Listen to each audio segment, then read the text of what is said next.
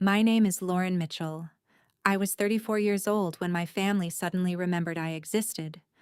Funny how 12 years of silence disappeared the moment they needed something only I could give them.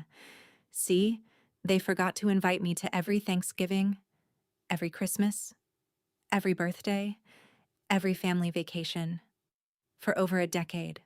But they forgot one tiny detail. My signature was worth more than every apology they would ever fake. Before we get into this story, if you've ever had someone ignore you until they needed a favor, you're going to understand every second of what happened next. Subscribe if you enjoy stories where karma takes its time, but always arrives. People always assume family estrangement starts with one huge explosion, a screaming match, someone cheating someone else, a massive betrayal. Mine didn't. Mine happened so slowly that I almost didn't notice. It was death by 1,000 tiny cuts. The first one happened when I was 22. Dad had just passed away after a short battle with pancreatic cancer. Everything changed after that. Before Dad died, our family wasn't perfect, but it was connected. We had Sunday dinners. Mom would overcook the roast every single week. My older brother Eric would complain anyway.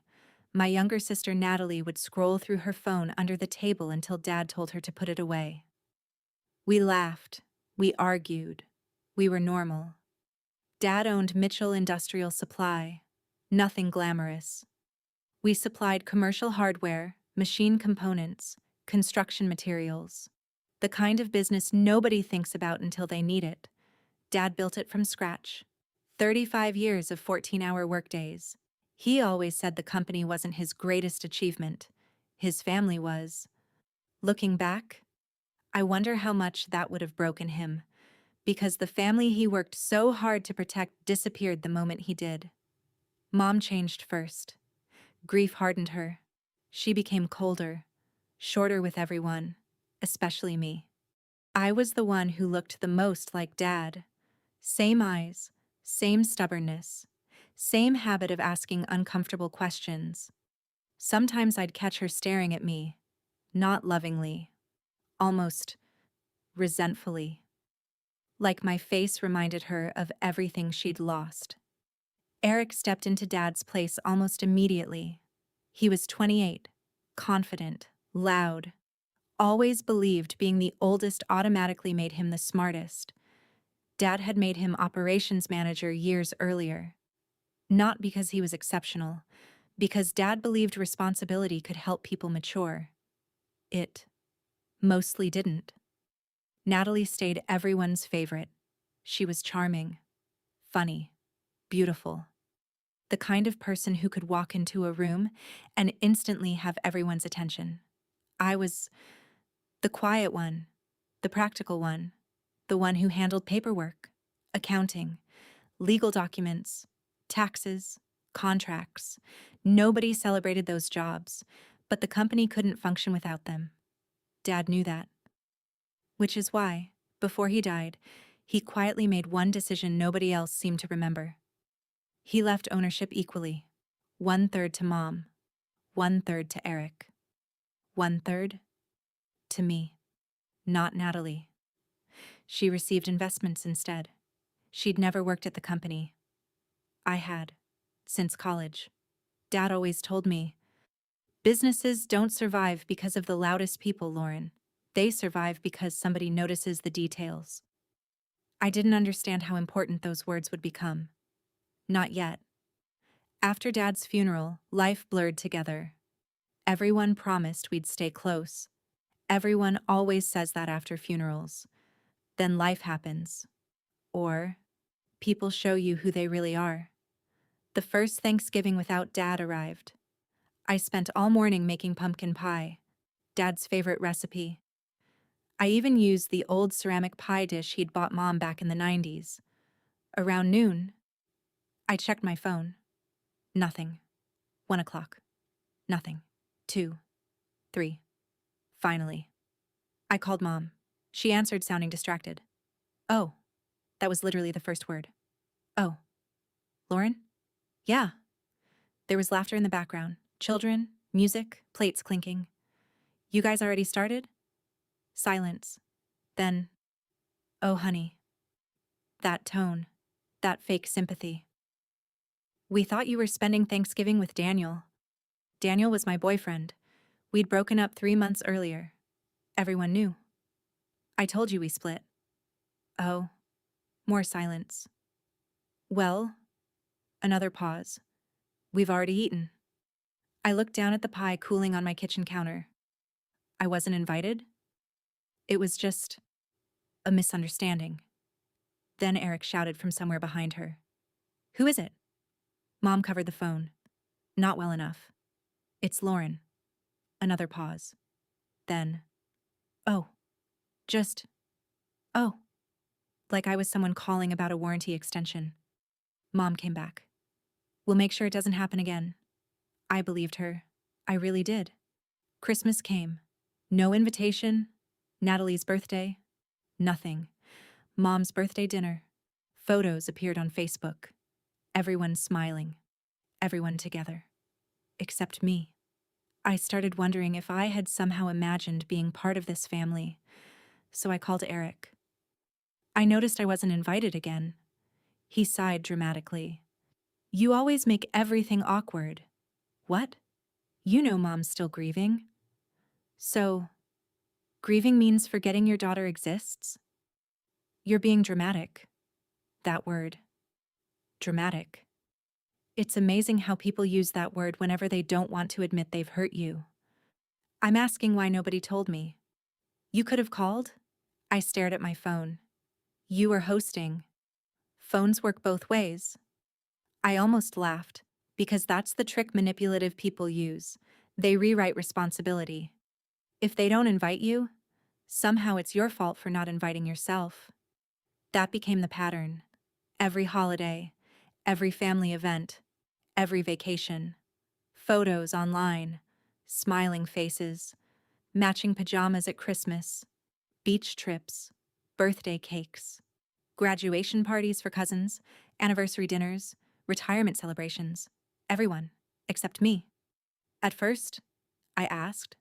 Then, I reminded them. Then, I stopped. Because every conversation ended exactly the same way. Oh, we thought. We assumed. We forgot.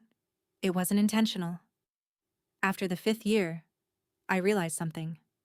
When someone forgets you once, it's a mistake. When someone forgets you for years, it's a decision. I stopped expecting invitations. I built my own life. I transferred to another branch of the company 3 hours away.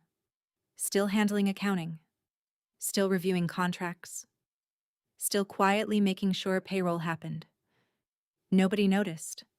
Or if they did, they didn't care. Every December I'd buy myself a small Christmas tree.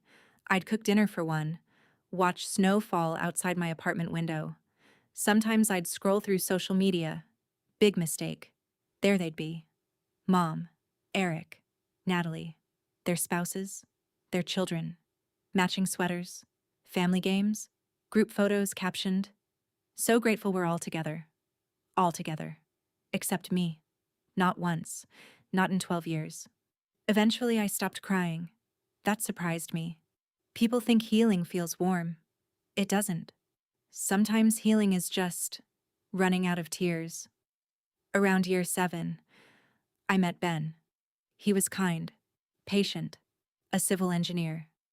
He asked about my family after we'd been dating for a few months. I lied. They're busy. He smiled. You should invite them over sometime. I will. I never did. How could I explain something that sounded unbelievable even to me? My family doesn't hate me enough to cut me off.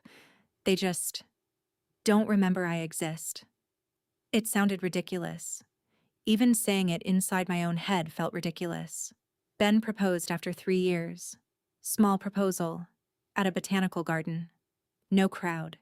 No photographer hiding in bushes. Just us. I called Mom first. Voicemail, I left a message. Then Eric. No answer. Natalie texted 6 hours later. Congrats! 2 exclamation marks. No phone call, no questions, No excitement, just text. We planned a wedding. 70 guests. I kept saving seats for my family, because despite everything, I still believed maybe this would be different. Maybe weddings mattered. Maybe this would wake them up. 3 weeks before the ceremony, every RSVP arrived, except theirs. I called Mom. "Oh, sweetheart." She sounded uncomfortable. "We've already booked a cruise." "A cruise?" "It was discounted." "You knew the wedding date for 9 months." "I know," she sighed. "We thought you'd understand." Understand what? That strangers on a cruise mattered more than watching their daughter get married? Eric didn't even call.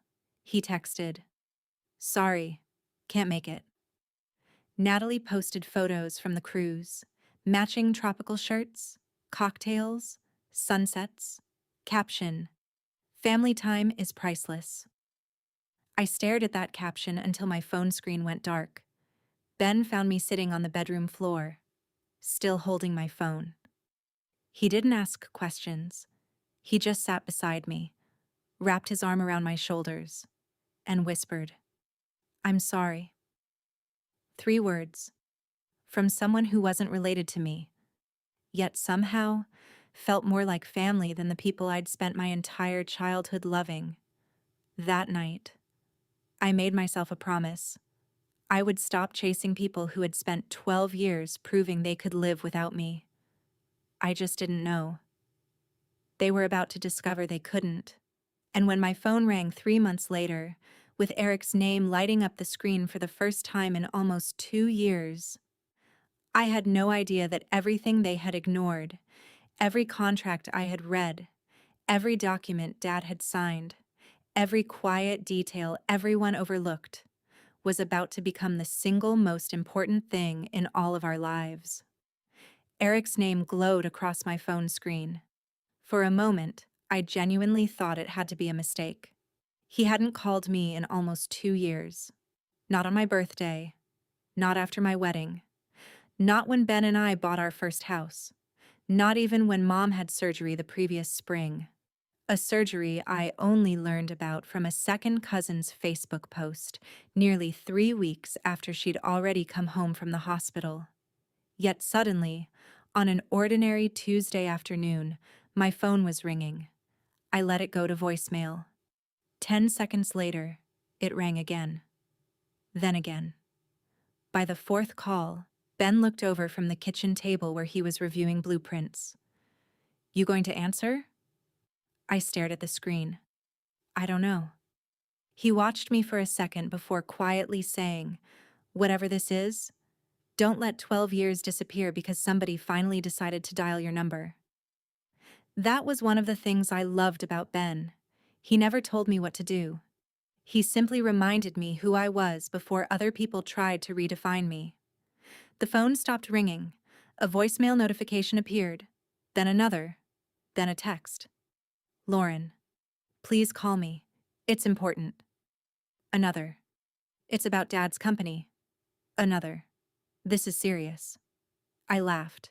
Not because it was funny, because after 12 years of silence, apparently the emergency wasn't me. It was money. I called him back an hour later. He answered before the first ring finished. "Lauren." His voice sounded strained, too polite, careful. I'd never heard Eric speak to me that way before. "What's wrong?" "We need to meet." "What about?" "It isn't something to discuss over the phone." "Try me." Silence. Then he exhaled. "The company's in trouble." I leaned back in my chair. Mitchell Industrial Supply had survived recessions, supply shortages, construction crashes, and the loss of its founder. Eric had always bragged that business had never been better. Every holiday photo featured a new truck, a remodeled office, a company anniversary celebration. Everything looked successful. "What kind of trouble?" "It's complicated." "I've got time." "No." His voice tightened. "It really needs to be in person." I almost declined. Every instinct told me this conversation would only reopen wounds I'd spent years trying to heal. But curiosity has a funny way of overpowering self-preservation. We agreed to meet Saturday morning. The company's headquarters hadn't changed much. The same brick building, the same faded sign Dad had installed 20 years earlier. The parking lot, though, looked different. Half empty. That caught my attention immediately. Dad always said a quiet parking lot meant a quiet order book. Inside, the reception area felt off. The cheerful receptionist Dad had hired years ago was gone. 2 of the framed awards had disappeared. Several office lights weren't even turned on. It felt less like a thriving business and more like a house someone was slowly moving out of. Eric met me near the conference room. He looked older than 40. Not physically, mentally. Dark circles, wrinkled shirt. The confidence he'd always worn like expensive cologne had evaporated. For the first time in my life, my brother looked scared. He offered an awkward smile. "Thanks for coming." I almost didn't. "I know." He gestured toward the conference room. Mom was already sitting inside. Natalie, too. That stopped me in my tracks. I hadn't been in the same room with all 3 of them in over a decade. Mom stood. "Oh, sweetheart." She actually opened her arms. I didn't move. Her smile faltered. "I think we'd better sit," I said. The room became painfully quiet. Nobody seemed to know how to begin. Finally, Eric slid a thick folder across the table. "I think you should look at this." Inside were financial statements, loan agreements, cash flow reports, tax documents, supplier invoices. I read in silence.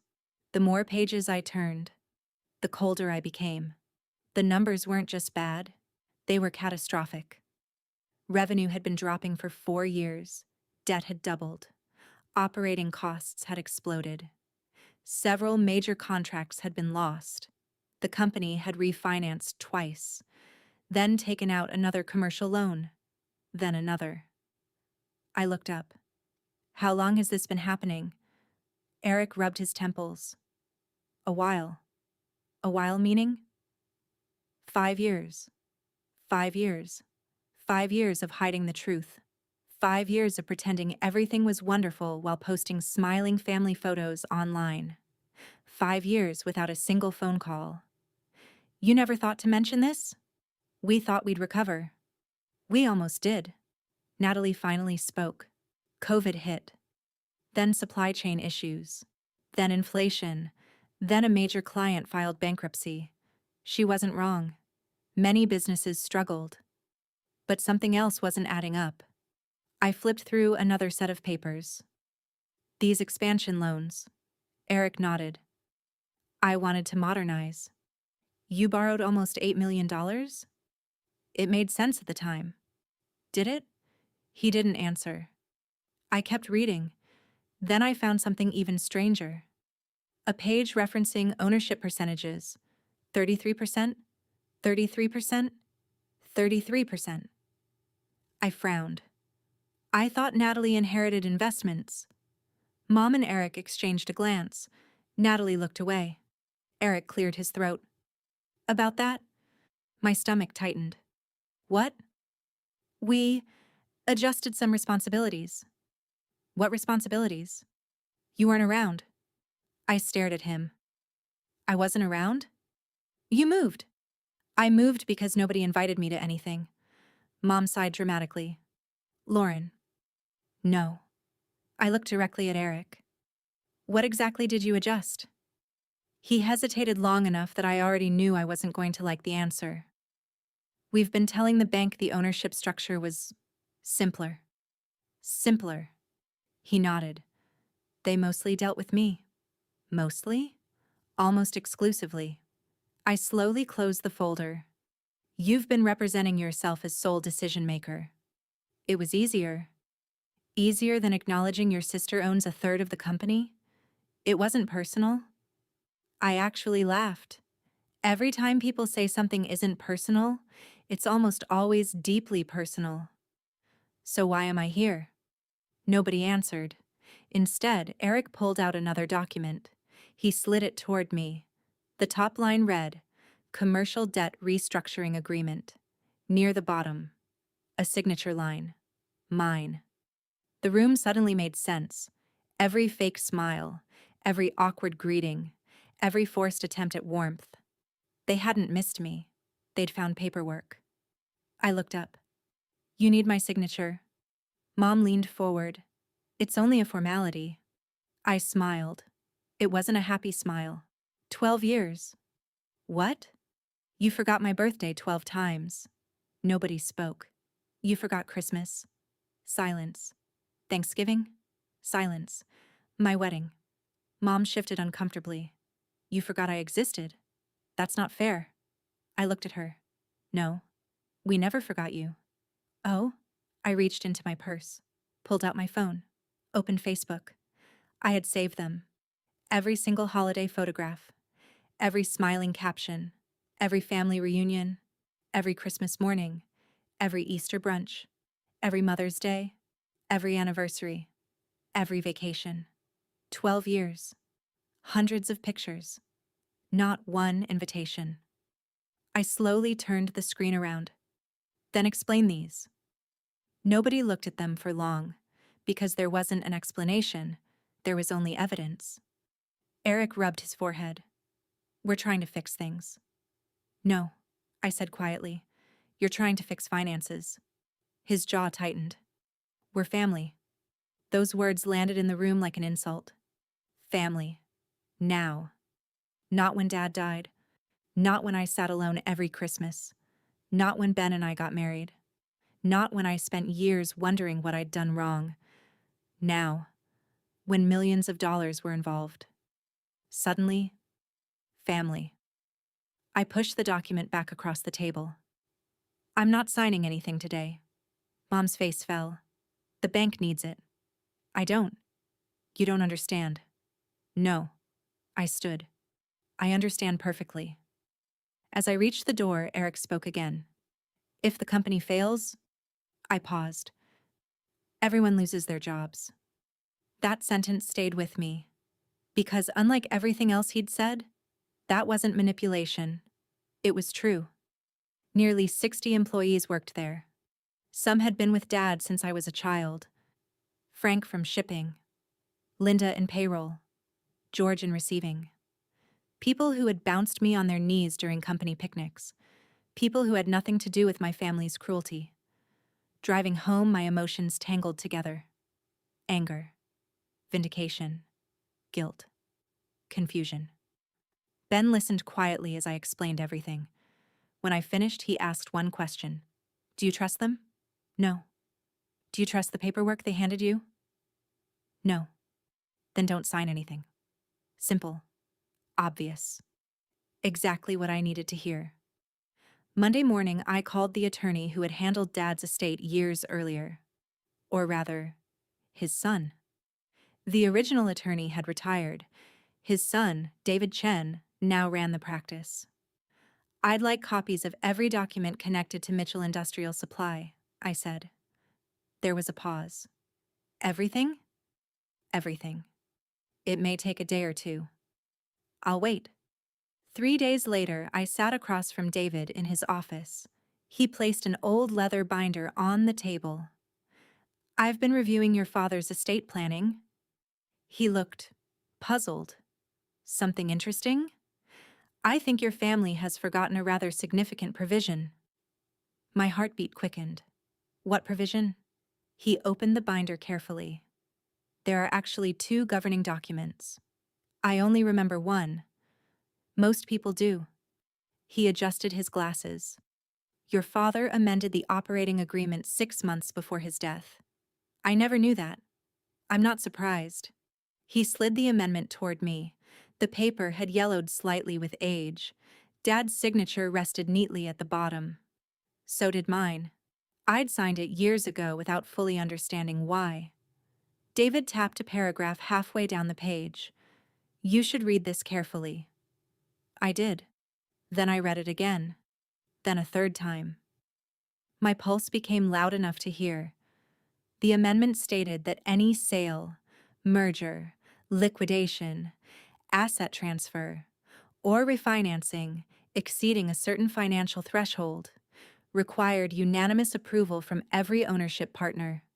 Not majority, unanimous, including me, for 12 years.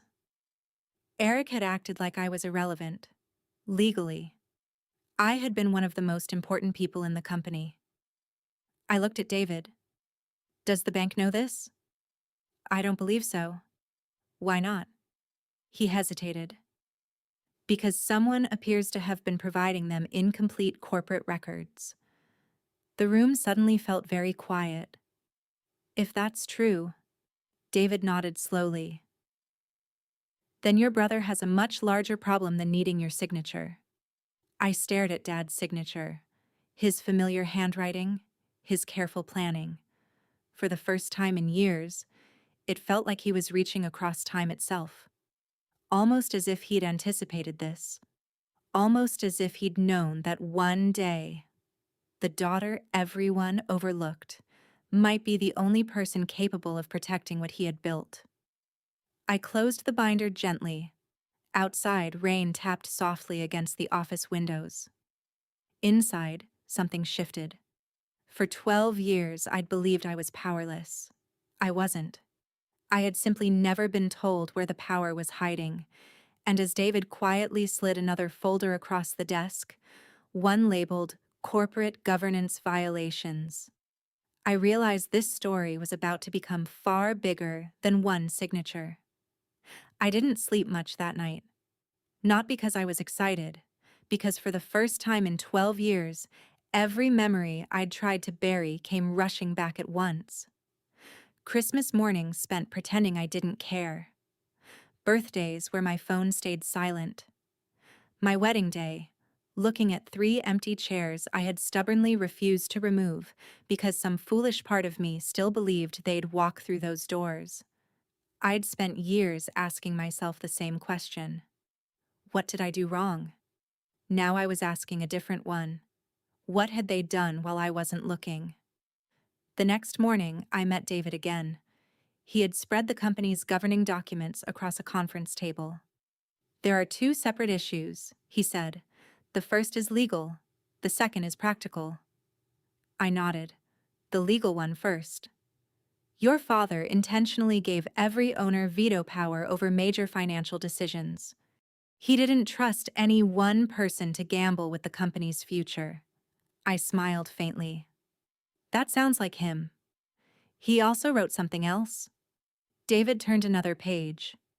If one partner is intentionally excluded from corporate governance, any actions taken without proper notice may be challenged. I read the sentence twice. They never notified me about annual meetings. They were supposed to. They never sent financial statements. They were supposed to. They never asked me to vote. They were supposed to. Each answer landed heavier than the last. For 12 years, I hadn't simply been ignored as a daughter. I'd been ignored as an owner. That distinction mattered. A lot. Instead of calling Eric back, I started quietly making phone calls of my own. Not to relatives. To people who actually knew the business. Frank from shipping answered on the second ring. Lauren? He sounded genuinely surprised. It's been a while. It has. We talked for almost an hour. Not once did he complain. He simply answered every question honestly. Orders had slowed. Several experienced employees had quit. Eric had replaced longtime managers with friends. Inventory mistakes had become common. Customers who had been with the company for decades were leaving. He doesn't listen, Frank admitted. If somebody disagrees with him, he calls them negative. That sounded exactly like my brother. I spoke with Linda from payroll next. She hesitated before saying anything. Finally, she sighed. I've wanted to call you for years. My chest tightened. Why didn't you? I was afraid. Afraid of what? Getting fired. She explained that Eric had made one thing very clear. Nobody was to contact me regarding company business, not unless he approved it. I closed my eyes. So they didn't just forget me? No. They made sure everyone else did too. There was a long silence. I'm sorry, Lauren. Her apology hurt more than it should have, because she meant it, unlike the ones I'd been hearing lately. By the end of the week, I'd spoken to 12 employees. Their stories all sounded different, but they pointed toward the same conclusion. Dad had built a business around relationships. Eric had tried to build one around ego. Whenever profits dipped, he borrowed. Whenever someone questioned him, he replaced them. Whenever problems appeared, he hid them. It worked. Until it didn't. 3 days later, Eric called again. This time, I answered immediately. Have you made a decision? I have. Relief flooded his voice. Great. I'm hiring an independent forensic accountant. Silence. What? I want the last 10 years reviewed. That's unnecessary. It isn't to me. It'll take weeks. I know. The bank won't wait. That's unfortunate. His breathing became noticeably heavier. You don't understand how serious this is. I think I understand it better every day. His voice sharpened. You're risking 60 jobs. There it was again. The employees. He knew exactly which argument would bother me, and unfortunately, it did. After we hung up, I sat alone in my office for nearly an hour. Ben eventually knocked softly on the door. You've been staring at the same page. I know. What are you thinking? I'm trying to separate innocent people from guilty ones. He nodded. And? I don't know if I can. He pulled up a chair beside me. You've spent 12 years believing you were responsible for fixing relationships other people kept breaking. I know. Don't make the same mistake with their business. The accountant's preliminary report arrived 11 days later. I expected poor management. I expected reckless borrowing. I expected sloppy bookkeeping. I wasn't prepared for what I found. Several company vehicles had been purchased at inflated prices from a dealership owned by one of Eric's closest friends. Consulting fees had been paid to businesses that barely existed. Luxury travel had been charged as client development. There was enough questionable spending to make my stomach turn. Nothing screamed criminal, but almost everything screamed irresponsible. I called David immediately. You need to see this. An hour later, he was sitting across from me, reading in complete silence. Finally, he looked up. Has your brother ever explained any of this? No. He'll have to. The following Monday, I requested an official owners' meeting. Not a family dinner. Not an informal conversation. An official meeting. Certified letters went out. Legal notices. Agenda attached. For the first time in 12 years, I wasn't asking. I was exercising my rights. When I walked into the conference room, everything felt different. The same table, the same chairs, the same people. But nobody looked at me like an inconvenience anymore. Mom looked nervous. Natalie avoided eye contact. Eric looked exhausted. David sat beside me. So did the forensic accountant. Eric frowned. Who's this? My advisor. This is a family meeting. No. I placed the operating agreement on the table. It's an ownership meeting. Nobody argued. I opened my folder. The accountant has identified over $4 million in questionable expenditures. Eric leaned back. Questionable doesn't mean improper. I agree. So why are we here? To hear your explanation. For the next hour he tried. Some expenses made sense, others didn't. Each answer created 2 more questions. Eventually, even Mom looked confused. I thought business was good. Eric rubbed his forehead. It was. When? He didn't answer. Natalie spoke quietly. I didn't know things were this bad. I believed her. She'd never been involved in the company. She'd simply believed what she was told. Just like everyone else. Except now. Facts were replacing stories. Finally, Eric pushed his chair back. "What do you want?" The room became very still. It was the first honest question he'd asked me. I answered just as honestly. "I want accountability. You want revenge." "No." I met his eyes. If I wanted revenge, I looked around the room. I would have signed nothing and watched the bank take everything. Nobody spoke. "I don't want Dad's company destroyed." I paused. "But I'm done pretending it belongs to people who treated it like their personal wallet." Mom's eyes widened. "What are you saying?" "I'm saying nothing gets signed until governance is restored." David slid a prepared document across the table. It listed my conditions: independent financial oversight, monthly reporting, board approval for major spending, reinstatement of proper ownership procedures, an external restructuring specialist, and one final condition. Eric would step aside as acting president while the review was completed. His face turned red immediately. "Absolutely not. You don't have a choice. I built this company." "No." My voice stayed calm. "Dad did." For a split second, I saw something I'd never seen in my brother before. Not anger, fear. Because deep down, he knew I was right. He hadn't built anything. He had inherited it. And inheritance wasn't the same as earning trust. The meeting ended without an agreement.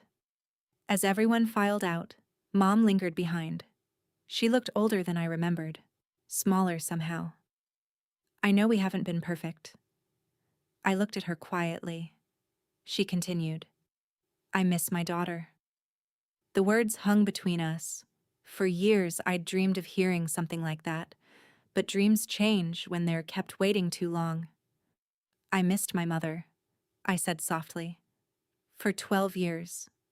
She opened her mouth, then closed it again. There wasn't a defense for that. There never had been." I left the building feeling strangely calm. For so long I'd imagined revenge as shouting, as making them hurt the way I'd hurt. Instead, it felt like paperwork, boundaries, patience, truth. And as I unlocked my car, my phone buzzed. It was David. His message was only one sentence. "The bank has requested a meeting with all registered owners. They know the documents don't match." I stared at the screen. The game had changed. This was no longer just about my family. The people financing the company had begun asking the same questions I had. And unlike my relatives, banks didn't accept excuses. They accepted evidence. I had a feeling the hardest confrontation was still waiting for us. And this time, there would be nowhere left for anyone to hide. The meeting with the bank was scheduled for the following Thursday. For nearly a week, my phone never stopped buzzing. First it was Eric, then Mom, then Natalie, then relatives I hadn't heard from in years. An aunt who had forgotten my birthday for a decade suddenly wanted to catch up. A cousin who'd never once asked how I was doing sent me a message that read, "Family needs to stick together." I almost replied. Instead, I archived it. It was amazing how quickly people rediscovered the meaning of family when money entered the conversation. The morning of the meeting, I arrived 15 minutes early. Dad had always taught me that arriving on time meant arriving early. The conference room overlooked the company's warehouse. I watched forklifts moving pallets with slow, practiced precision. Frank waved when he spotted me through the glass. I waved back. That simple exchange reminded me why I was there. Not for Eric. Not for my mother. For the people who had spent years showing up to work, trusting that someone at the top was protecting the company. They deserved better. The bank's representatives entered together. A senior commercial lender named Karen, a restructuring specialist named Victor, and a corporate attorney who barely spoke. They shook everyone's hand before sitting down. Karen opened a folder. "Thank you all for coming." Her tone was calm, professional. "We've completed a review of the company's loan documents." Nobody interrupted. We've also reviewed the ownership records filed with the state. Eric shifted in his chair. Karen looked directly at him. They don't match. Silence. She continued. The bank approved several refinancing agreements under the understanding that corporate authority rested with one managing owner. She turned toward me. Mrs. Mitchell, according to the governing documents, your approval should have been obtained for multiple transactions. Correct. Karen nodded. Can you explain why it wasn't? Before I could answer, Eric spoke. It was an administrative misunderstanding. The corporate attorney looked up for the first time. A misunderstanding lasting approximately 12 years? Nobody answered. Karen closed the folder. The bank has no interest in assigning blame. That wasn't entirely true. Banks always cared about blame, but they cared even more about recovering their money. Our priority is determining whether this business is capable of surviving. She looked around the room. So, I'd like each owner to answer one question. She started with Mom. Do you believe this company can continue under its current leadership? Mom hesitated, then quietly shook her head. No. Eric stared at her. You can't be serious. Tears welled in her eyes. I should have paid more attention. He looked betrayed. For perhaps the first time in his life, he realized someone else knew what betrayal felt like. Karen turned to Natalie. I don't know enough about the business to answer. An honest response. Refreshing. Then she looked at me. Ms. Mitchell? I took a slow breath. I believe the company can survive. Hope flickered across several faces. But not by pretending the last 5 years didn't happen. The room fell silent again. Karen nodded. What would you require before supporting a restructuring agreement? I slid a prepared document across the table. Not because I wanted to surprise anyone, because I'd spent days making sure every condition served one purpose: saving the company. The list was straightforward: a complete independent audit, a professionally selected CEO from outside the family, a board with equal voting rights, quarterly financial transparency. No owner could approve major expenditures alone. And one final clause. Every employee would keep their job during the restructuring unless their position was objectively unnecessary. Victor read every page carefully, then looked at me. You're asking for control. I shook my head. No. I'm asking for accountability. There was a difference. Dad had understood it. Eric never had. Eric pushed his chair back so suddenly it scraped loudly across the floor. This is unbelievable. He pointed toward me. You've been waiting for this. I looked at him. No. I've been waiting 12 years for someone to treat me like I actually belonged here. He laughed bitterly. So this is personal.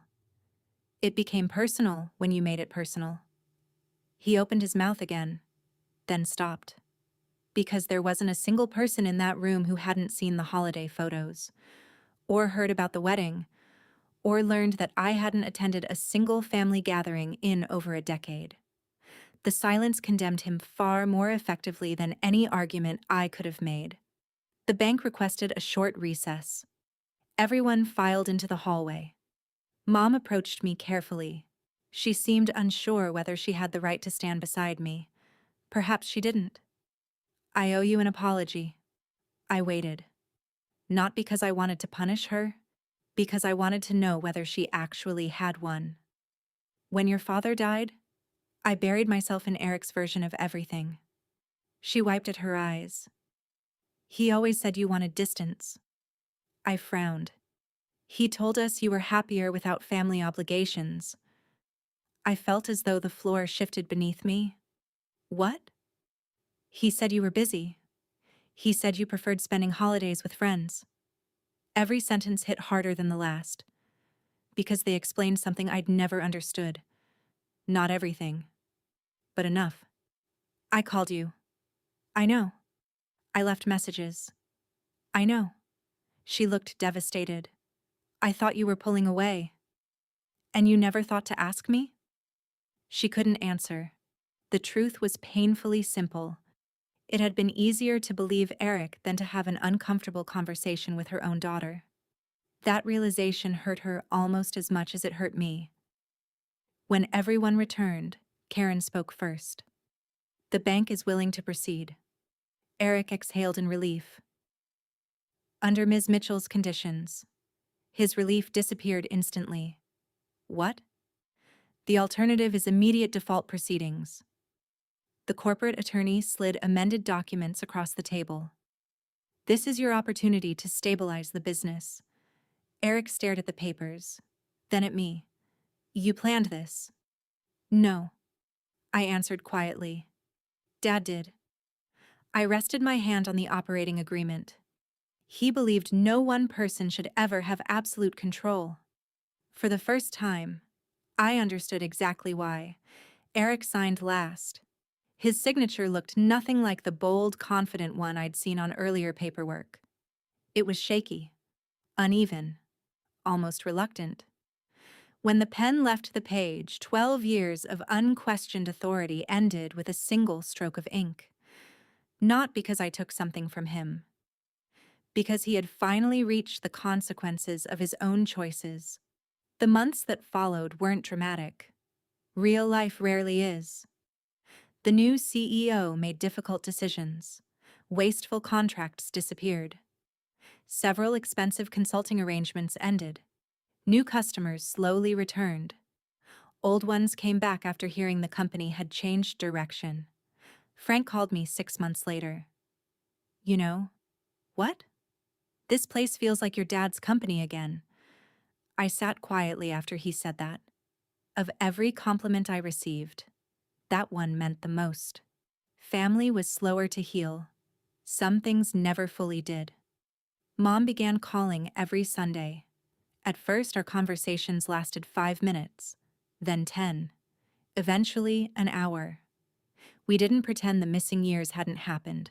We talked about them. Sometimes we cried about them. Sometimes we sat in silence. Healing wasn't forgetting. It was finally telling the truth. Natalie apologized too. Not with grand speeches, with consistency. She started showing up, inviting me to lunch, remembering birthdays, asking about my life instead of assuming she already knew it. Trust returned one small piece at a time. Eric was different. He apologized once. It wasn't eloquent. I thought Dad trusted me more. I looked at him for a long moment. He trusted all of us. Eric nodded slowly. I just couldn't stand feeling like I had to share. For years I had imagined hearing him admit that. When it finally happened, I didn't feel victorious, only sad. So much damage had come from one man's inability to see partnership as strength instead of competition. We were never close again. Civil, professional. But some bridges, once burned for long enough, become part of the landscape instead of something you rebuild. The following Christmas, something happened that would have seemed impossible only a year earlier. My phone rang in early December. It was Mom. What are you doing on Christmas? I smiled to myself. Why? I'd like you to come home. Home. It had been a very long time since that word felt like it belonged to me. Ben squeezed my hand as I answered. We'll be there. Christmas morning looked different than the ones I'd imagined over the years. Nobody pretended everything was perfect. There were awkward moments, long pauses, eyes that filled with tears for reasons nobody explained. But when dinner was served, there was a place set for me. Not because someone remembered at the last minute, because it had been there all along. Mom caught me looking at it. I wasn't going to make that mistake again. I believed her. Looking back, people sometimes ask if refusing to sign immediately was my revenge. It wasn't. The revenge wasn't watching my family panic. It wasn't taking away my brother's control. It wasn't forcing apologies. The real revenge was something much quieter. It was refusing to accept the role they had written for me. For 12 years, they treated me as though I didn't matter. Then life forced them to confront a truth my father had understood from the beginning. The quiet daughter, the one nobody invited, the one everyone overlooked. She hadn't been powerless. She had simply been patient. And when the moment finally came, I didn't use my signature to destroy my family. I used it to make sure they could never erase me again. Because forgiveness can be offered. Trust can sometimes be rebuilt.